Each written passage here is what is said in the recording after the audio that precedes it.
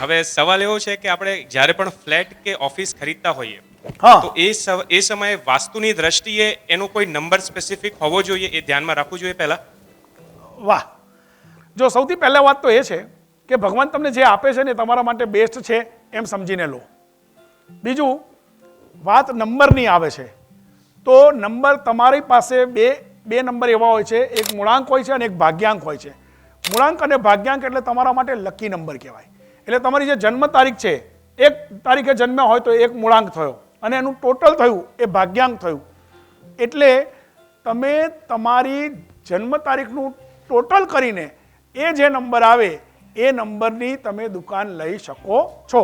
પણ જો માની લો કે કોઈ દુકાન લઈ લીધી અને પછી તમને કોઈ એવું કીધું કે આ નંબર સારો નહીં કે આ નંબર, તો એમાં ક્યાંય પડશો નહીં, કારણ કે તમારા ભાગ્યમાં હતું ને એ જ ભગવાને તમને આપ્યું. એટલે એની ચિંતા કરશો નહીં. જય